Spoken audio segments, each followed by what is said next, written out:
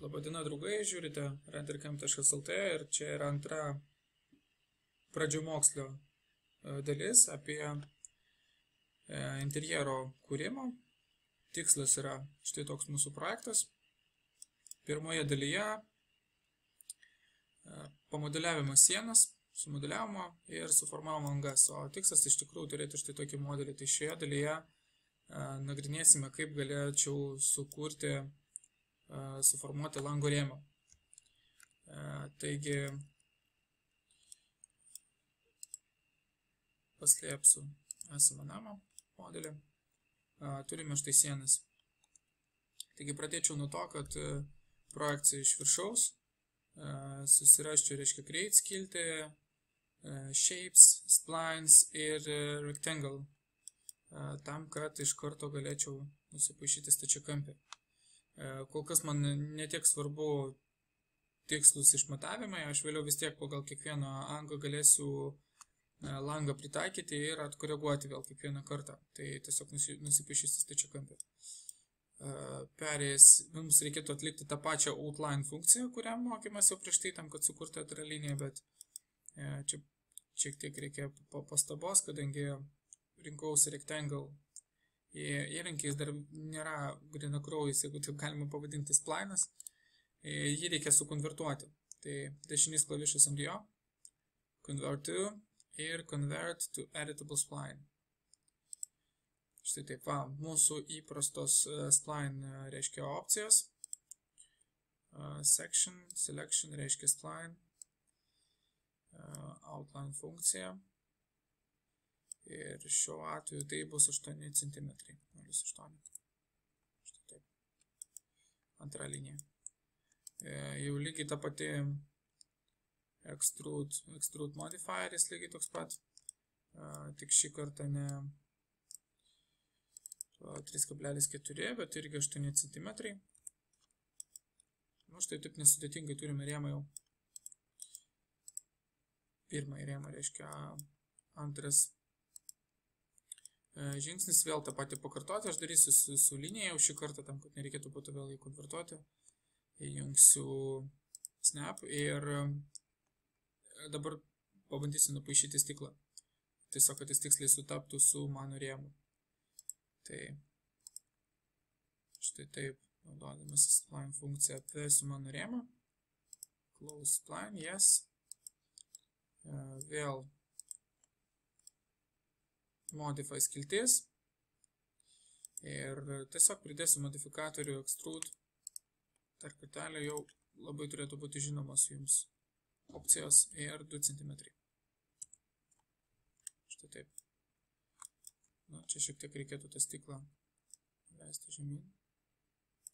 Nepamirštu snap funkcijos išjungti, jeigu netrukdės, tiesiog štai taip. Štai taip turiu lango su rėmų.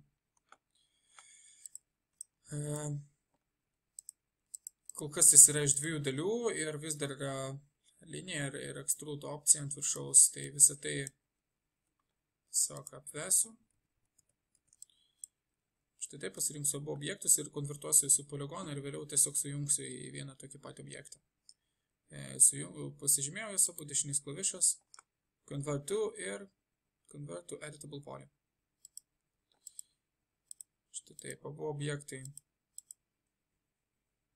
tapo poligonai su jiems įprastom funkcijom ir kitas žingsnis būtų sujungti juos į vieną objektą, tam, kad langu būtų patogiau naudotis, o ne tampytis iš paskos reiškia rėmą atskirai su stiklu.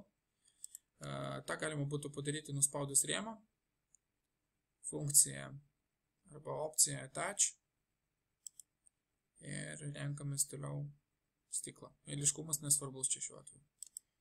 Stiklas. Nepamirštam deaktyvuoti jos. Jinai vis dar aktyvi, tai netyčia galima ir sienas prijungti, ir kažkokius dar aplinkoje esančius objektus, tai deaktyvuojam. Pasitikrinam, štai matot. Rėmas yra kartu su stiklu.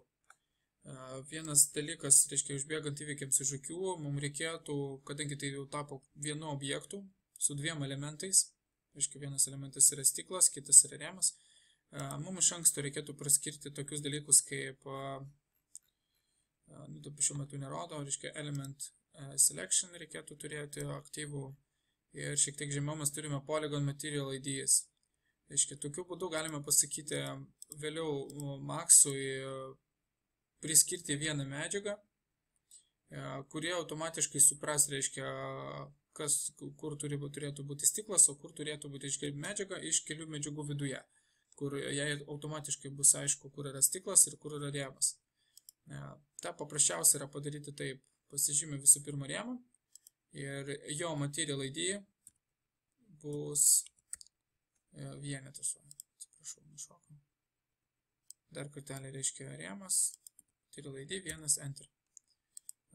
Pasižymė stiklą, aktyvus selection yra element ir čia yra antras. Vėliau šiek tiek paaiškinsiu tiksliau šitą vietą. Tai šito baigiam. Beliko tik tai langą įstatyti patį. Tai labai nesudėtinga padaryti, paverčiam visų pirma 90 laipsnių. Čia studentam visą laiką rodau, yra toks angle snap funkcija, kuri leidžia objektus rotating, sukti kas 5 laipsnius. Ir tokiu būdu man labai yra paprasta pasukti 90 laipsnių kampu arba vertikaliai, arba nesvarbu, kurią kryptimi. Pasukau, vaizdą iš viršaus. Kaip mes matot, štai čia šito vietoje yra anga, aš patalpinsiu mano langą štai taip, apytiksliai, kol kas nėra prasmės ten labai tiksliai daryti štai taip.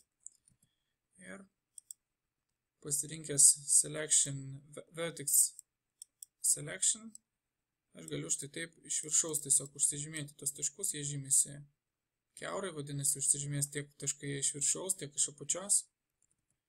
Ir tiesiog padėti jos į tinkamą poziciją. Va, plotį mūsų lango mes turime tiksliai pagal langą. Dabar projekcija iš kairės. Štai čia vėlgi susižymiu štai taip 2 taškus ir padedu jos tinkamą poziciją iš apačios, lygiai taip pat vėl į poziciją. Žiūrėsime rezultatą. Atrodo, viskas gerai. Galime priskirti mūsų langui pavadinimą langas 1, modify skiltyje ir užduoti jam kurią nors spalvą žymėlinę. Ir taip toliau.